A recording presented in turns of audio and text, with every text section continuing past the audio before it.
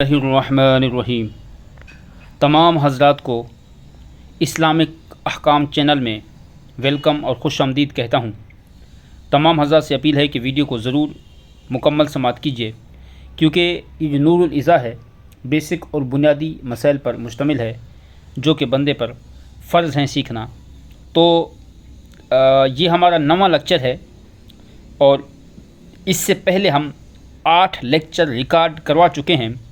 آج کی جو فصل ہے بڑی اہم ہے، فصل فی اوصاف الوضوء، وضو کی اقسام کے متعلق یہ فصل ہے کہ وضو کی کتنی قسمیں ہیں، کہ کب بندے پر وضو فرض ہوتا ہے، کب کب بندے پر وضو واجب ہوتا ہے، اور کب کب وضو کرنا مستحب ہوتا ہے۔ ان تمام چیزوں کو آج ہم بیان کریں گے، اور میری جو عادت ہے وہ یہ ہے کہ میں سب سے پہلے عبارت پڑھتا ہوں، پھر ترجمہ کرتا ہوں، اور اس کے ساتھ ساتھ پھر نفس مسئلہ بتاتا ہوں، جو کہ بیسک اور بنیادی جو اسٹوڈنٹس ہیں، طلباء کرام ہیں، ان کے لیے یہ چیز بڑی اہمیت کی حامل ہے۔ جتنے بھی طلباء کرام کنز المدارس بورڈ سے یا دیگر اہل سنت کے جامعات سے یا کہیں سے بھی جو نور الازا پڑھتے ہیں، ان کو اس کی اہمیت کا پتہ ہوگا کہ کتنی اہم ترین بیسک اور بنیادی کتاب ہے۔ لہذا اس کے ساتھ ساتھ اس کا بہاری شریعت کا مطالعہ کیا جائے، مراکل فلاح کا مطالعہ کیا جائے، فتح و رضویہ کا مطالعہ کیا جائے، تاکہ عبارت ترجمہ اور زیادہ اچھا ہو سکے اور ہم اس کو اچھے طریقے سے پڑھ سکیں، اور اپنے جو مسائل ہیں اس کو بھی ہم اس کے مطابق جو ہے وہ حل کر سکیں۔ آئیے چلتے ہیں عبارت ترجمہ اور نفس مسئلہ کی طرف۔ فرماتے فصل فی اوصاف الوضوء، یہاں پہ اسی طرح جو ہے پچھلی جس طرح فصلوں کی ترکیب ہوئی تھی، اس کی بھی وہی ترکیب ہوگی۔ فرماتے ہیں کہ یہ فصل وضو کے اوصاف یعنی وضو کی اقسام کے متعلق ہے۔ اوصاف بھی کر سکتے ہو، یہاں پہ وضو کی اقسام بھی کر سکتے ہو، تو یہ فصل وضو کی اقسام کے بارے میں ہے۔ الوضوء علی ثلاثۃ اقسام، فرماتے ہیں وضو کی 3 اقسام ہیں، وضو کی 3 اقسام ہیں۔ دیر آر 3 kinds آف وضو، وضو کی 3 قسمیں ہیں۔ الاول، پہلی قسم، فرض علی المحدث، فرض علی المحدث للصلاة ولو كانت نفلا۔ سب سے پہلے لفظی ترجمہ دیکھو، فرض کا مطلب ہوتا ہے فرض، محدث بولتے ہیں جس کا وضو نہ ہو، بے وضو شخص۔ یہ باب افعال سے ہے، احدث یحدث احداث، یعنی کہ بے وضو ہونا۔ ایک ہوتا ہے محدث، ایک ہوتا ہے محدث۔ تو بہت سے طلباء کرام جو ابتدائی ہوتے ہیں وہ اس کو محدث معذاللہ پڑھتے ہیں۔ تو محدث کا مطلب ہوتا ہے حدیث بیان کرنے والا، محدث کا مطلب ہوتا ہے بے وضو۔ تو یہاں پہ ہا جو ہے وہ ساکن ہے، یعنی میم ہا پیش محدثی، ٹھیک ہے۔ تو اس کو آپ نے یاد کرنا ہے، بے وضو شخص کو بولتے ہیں محدث، ٹھیک ہے۔ اب ہم ترجمہ دیکھے کرتے ہیں کہ بے وضو جب نماز پڑھنے کا ارادہ کرے، بے وضو جب نماز پڑھنے کا ارادہ کرے، اگرچہ نفل نماز ہو، اگرچہ نفل نماز ہو، تو پہلی قسم جو ہے وہ ہمارے پاس آ گئی کہ وضو کب کب فرض ہوتا ہے۔ فرماتے ہیں محدث پر، بے وضو پر جب وہ نماز پڑھنے کا ارادہ کرے، ولو کانت نفلا، اگرچہ وہ نماز کیا ہو، نفل ہو۔ دوسری فرماتے ہیں وَلِصَلَاةِ الْجَنَازَةِ، یہاں پہ لام حرف جر ہے، صلاۃ مضاف، الجنازہ مضاف الیہ، اور نماز جنازہ کے لیے کیا، نماز جنازہ کے لیے وضو کرنا کیا ہے، فرض ہے۔ وَسَجْدَةِ التِّلَاوَةِ، اور سجدہ تلاوت کرنے کے لیے، ٹھیک ہے۔ کتنا ہو گیا، فرض نماز کے لیے اگرچہ نفل، نماز کے لیے اگرچہ نفل ہو، نماز جنازہ کے لیے، سجدہ تلاوت کے لیے، 3 ہو گئے۔ وَلِمَسِّ الْقُرْآنِ، اور قرآن کو چھونے کے لیے، مس یہ مصدر ہے جس کا مطلب ہوتا ہے چھونا، ٹھیک ہے نا، چھونا، ہاتھ لگانا۔ قرآن پاک کو چھونے کے لیے، وَلَوْ آیَةً، اگرچہ قرآن کی 1 آیت ہی کیوں نہ ہو، اگرچہ 1 آیت ہی کیوں نہ ہو۔ تو اب پہلی جو قسم ہے وضو کی وہ فرض ہے۔ تو اب میں پورے کا دوبارہ ترجمہ کرتا ہوں کہ بے وضو جب نماز پڑھنے کا ارادہ کرے، اگرچہ نفل نماز ہو، تو نماز جنازہ کے لیے، سجدہ تلاوت کرنے کے لیے، قرآن پاک کو چھونے کے لیے، اگرچہ 1 ہی آیت ہو، وضو کرنا فرض ہے۔ یہ ہوگی ایک قسم۔ دوسری قسم فرماتے ہیں وَالثَّانِي وَاجِبٌ، دوسری قسم ہے واجب۔ اچھا واجب وضو کب ہوگا، فرماتے ہیں لِلطَّوَافِ بِالْكَعْبَةِ، کعبے کا طواف کرنے کے لیے۔ تو اب پورے کا ترجمہ کیا ہوگا، کعبے کا طواف کرنے کے لیے، خانہ کعبے کا طواف کرنے کے لیے وضو کرنا واجب ہے۔ وَالثَّالِثُ مَنْدُوبٌ، تیسری قسم مستحب کی ہے۔ تیسری قسم کس کی ہے، مستحب کی ہے۔ فرماتے ہیں لِلنَّوْمِ عَلَى طَهَارَةٍ، طہارت پر سونے کے لیے۔ یہ یوں آپ نے جو ہے وہ آسانی کے ساتھ اس کا ترجمہ کرتے جانا ہے۔ نیچے حاشی کے اندر اس کی وجوہات، اس کی فضیلتیں بھی لکھی ہیں، لیکن ہم صرف عبارت ترجمہ نفس مسئلہ تک محدود رہیں گے کیونکہ وقت کم ہوتا ہے، تو آپ اسی پہ فوکس کریں تو زیادہ اچھا ہے۔ اگر آپ تفصیل کے ساتھ پڑھنا چاہتے ہیں تو پھر بہار شریعت میں آپ دیکھیں، وہاں پہ اس کو بڑا تفصیل اور اچھے انداز میں مفتی امجد علی اعظمی نے بیان کیا ہے، جو کہ اعلیٰ حضرت رضی اللہ تعالیٰ عنہ کے خلیفہ بھی ہیں، شاگرد بھی ہیں، اور اعلیٰ حضرت نے اس پہ تقریر بھی لکھی بہار شریعت پر۔ تو بڑی عالم بنانے والی کتاب ہے، اس کو ضرور اس کے ساتھ پڑھتے رہیں تاکہ ہم اچھے انداز سے اس کو پڑھ سکیں۔ فرماتے للنوم علی طہارت، طہارت پر سونے کے لیے۔ نوم کا مطلب کیا ہوتا ہے؟ سونا۔ طہارت پر، پاکی پر سونے کے لیے۔ تو یہ بھی اس کی بہت زیادہ فضیلت آئی ہے کہ جو شخص وضو کر کے سوتا ہے تو یہ فضیلت کا باعث ہے۔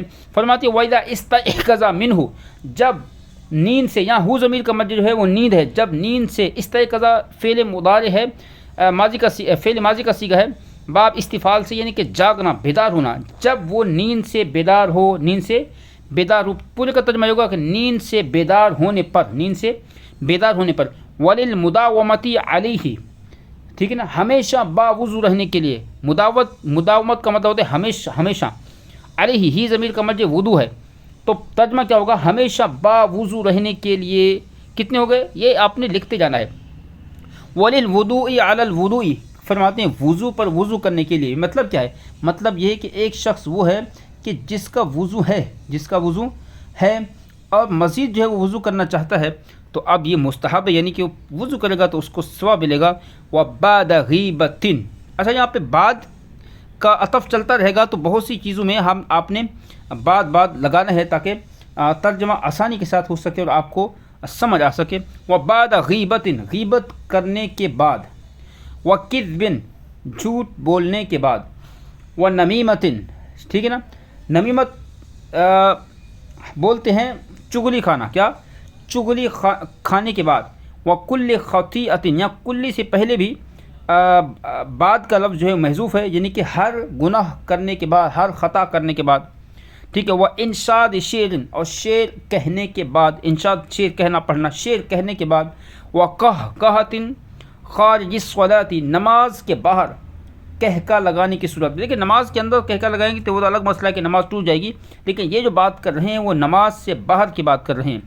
وغسل میت، میت کو غسل دینے کے بعد، میت کو غسل دیا تو اس کے بعد وضو کر لینا کیا ہے؟ مستحب ہے۔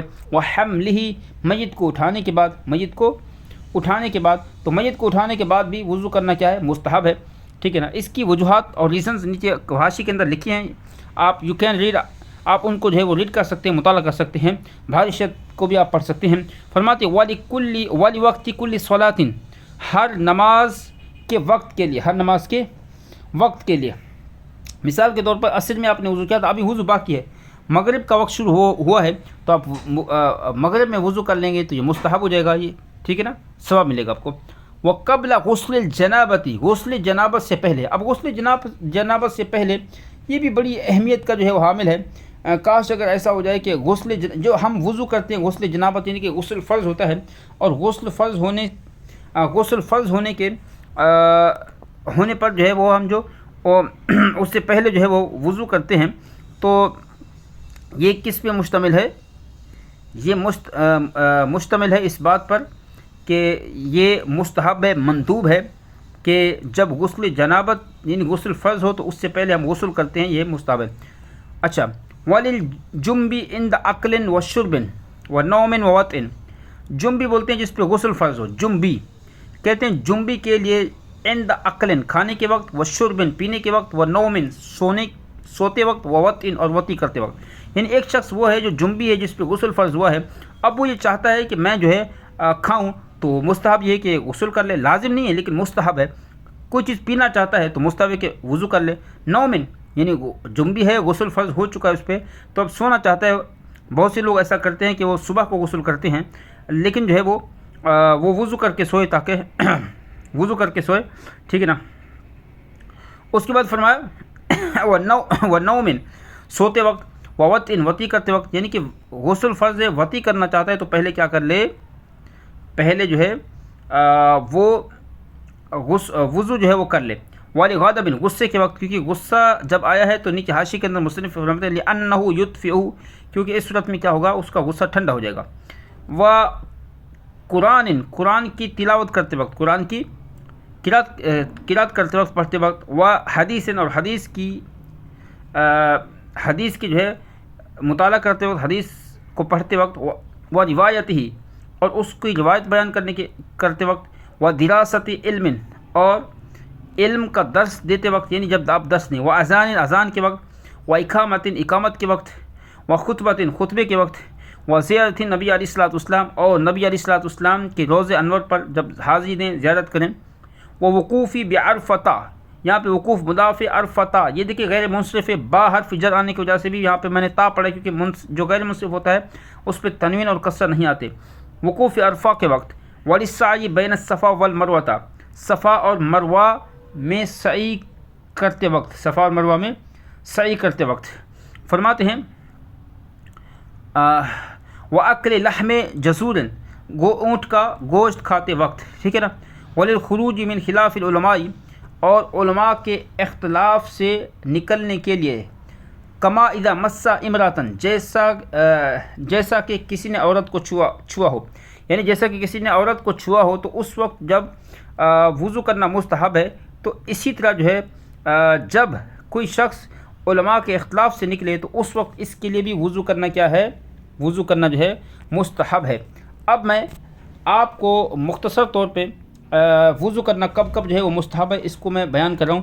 طہارت پر سونے کے لیے، نیند سے بیدار ہونے پر، ہمیشہ باوضو رہنے کے لیے، وضو پر وضو کرنے کی نیت سے، غیبت، جھوٹ، چغلی کے بعد، ہر خطا کے بعد، شعر کہنے کے بعد، اور نماز کے باہر کہکا لگانے کی صورت میں، میت کو نہلانے کے بعد، اس کو اٹھانے کے بعد، ہر نماز کے وقت کے لیے غسل، ٹھیک ہے نا، ہر نماز کے وقت کے لیے غسل جنابت سے پہلے، جنبی کے لیے کھانے پینے، سونے اور جماع کا ارادہ کرتے وقت، غصے کے وقت، قرآن، حدیث اور حدیث پڑھنے کے لیے، حدیث کو بیان کرتے وقت، عالم کو درس دیتے وقت، عالم جو ہے اس کو درس دیتے وقت، اچھا، اذان، اقامت اور خطبہ دیتے وقت، روضہ انور کی زیارت کرتے وقت، وقوف عرفہ کے وقت، صفا اور مروہ کے درمیان دوڑتے وقت، اونٹ کا گوشت کھاتے وقت، علماء کے اختلاف سے نکلنے کے لیے، جیسا کہ کسی نے عورت کو چھویا ہو۔